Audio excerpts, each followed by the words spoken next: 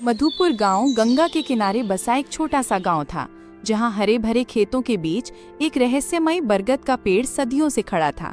उसकी विशाल जड़ें किसी प्राचीन सर्प की तरह जमीन में गहराई तक फैली हुई थीं और उसकी मोटी घुमावदार शाखाएं आसमान को छू रही थीं, जैसे वे ब्रह्मांड के अनगिनत रहस्यों को अपने भीतर समेटे हुए हों। गांव वाले इसे रहस्य का पेड़ कहते थे और इसके नाम के पीछे सिर्फ कहानियां नहीं, बल्कि सदियों पुराने डर और अनसुलझे रहस्य छिपे थे। हर रात सूर्यास्त के बाद उस पेड़ के पास से अजीब और डरावनी आवाजें सुनाई देती थीं। कभी बच्चों की डरावनी खिलखिलाहट जो अचानक शांत हो जाती, कभी किसी बूढ़े की कराह जो हवा में घुल जाती, तो कभी पत्तों की सरसराहट के बीच किसी अदृश्य फुसफुसाहट का भ्रम, जैसे कोई प्राचीन आत्मा फुसफुसा रही हो। कुछ का मानना था कि पेड़ के नीचे प्राचीन काल का एक अतुलनीय खजाना छिपा है, जिसे सिर्फ भाग्यशाली और पवित्र हृदय वाले ही पा सकते हैं, जबकि कुछ का मानना था कि वहां बुरी आत्माएं और भटकती प्रेतात्माएं वास करती हैं, जो किसी भी राहगीर को अपने मायावी जाल में फंसाकर हमेशा के लिए कैद कर सकती हैं। इसी गहरे डर के कारण सूर्यास्त के बाद कोई भी उस पेड़ के पास जाने की हिम्मत नहीं करता था और दिन में भी लोग एक निश्चित दूरी बनाए रखते थे, जैसे पेड़ के चारों ओर एक अदृश्य अभेद्य घेरा हो। इसी गांव में रहता था रामू, एक गरीब किसान। उसकी छोटी सी झोपड़ी थी, जिसकी टूटी हुई छत बारिश में टपकती थी और जिसकी दीवारें मिट्टी और गोबर से बनी थीं। वो अपने सूखे खेतों में दिन रात एक कर मेहनत करता था। सुबह सूरज उगने से पहले उठकर और रात ढलने के बाद थककर सोता था। लेकिन प्रकृति के क्रूर मार और भाग्य की निरंतर परीक्षा ने उसे कभी चैन से नहीं जीने दिया। उसका एक दोस्त था, शेखर, जो हमेशा जल्दी अमीर बनने के सपने देखता था और अक्सर हवाई किले बनाता रहता था। उसकी बातों में अक्सर लालच की चमक और जल्दबाजी की धुन होती थी। वो हमेशा आसान रास्तों की तलाश में रहता था, भले ही उसके लिए दूसरों को नुकसान पहुंचाना पड़े। गांव में सूरज, एक लालची और क्रूर व्यापारी जिसका सूदखोरी का धंधा पूरे गांव में फैला था, भी रहता था। सूरज किसी भी कीमत पर लोगों की जमीनें हथियाने और उन्हें अपने अधीन रखने को तैयार रहता था। और फिर थी कलावती, एक बुजुर्ग रहस्यमयी महिला जो गांव के बाहर एक टूटे फूटे घर में रहती थी।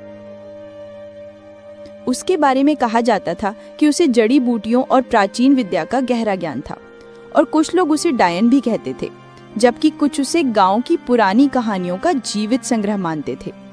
कलावती का घर गांव के बाहरी छोर पर था, जहां जंगली झाड़ियां और सन्नाटा पसरा रहता था। लोग उससे डरते भी थे, उसकी रहस्यमयी शक्तियों और उसकी अजीबोगरीब हरकतों के कारण, और जरूरत पड़ने पर उसके पास जाते भी थे अपनी समस्याओं का हल ढूंढने या भविष्य जानने के लिए। रामू की जिंदगी मुश्किलों से भरी थी। लगातार 2 साल से सूखे की चपेट में उसके खेत बंजर हो रहे थे। जमीन सूखकर दरारें पड़ने लगी थीं और वो सूरज का बड़ा कर्ज चुकाने में असमर्थ था। सूरज का कर्ज बढ़ता जा रहा था और उसकी आंखों में रामू की जमीन हथियाने की चमक साफ दिख रही थी, जैसे वो एक भूखा भेड़िया हो जो अपने शिकार का इंतजार कर रहा हो। एक सुबह जब रामू अपने खेत में निराश बैठा था, सूरज अपने कुछ लठैतों के साथ वहां आया। उसकी चाल में घमंड और आंखों में क्रूरता थी, जैसे वो अपने शिकार पर टूट पड़ने को तैयार हो। रामू, कब तक इस बंजर जमीन को सींचेगा? देख रहा हूं तेरी मेहनत भी अब पानी मांग रही है और तेरे हाथ की लकीरें भी सूख गई हैं। इसे मुझे बेच दे, मैं तुझे तेरी औकात से भी ज्यादा पैसे दूंगा, ताकि तू अपनी झोपड़ी तो बचा सके और अपने परिवार को 2 वक्त की रोटी खिला सके। वैसे भी तेरा खेत अब किसी काम का नहीं।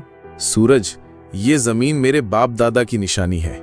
मेरी रगों में उनका खून है और ये जमीन मेरी आत्मा है।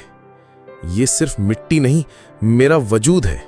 मैं इसे नहीं बेचूंगा, चाहे कितनी भी मुसीबत आए। मैं अपनी आखिरी सांस तक इसके लिए लड़ूंगा। ठीक है, लेकिन याद रख, गरीबी और भूख तुझे झुकाएगी। जब भूख नाचती है तो जमीर भी बिक जाता है और इंसान अपने सिद्धांतों को भी भूल जाता है। वह अपने लठैतों के साथ चला गया, लेकिन उसकी आंखों में एक अजीब सी खतरनाक चमक थी, जैसे उसने कोई बहुत बड़ी गुप्त योजना बना ली हो। रामू जानता था कि सूरज सिर्फ धमकी नहीं दे रहा था, बल्कि वह अपनी बात पर अटल था और कुछ बड़ा करने की फिराक में था।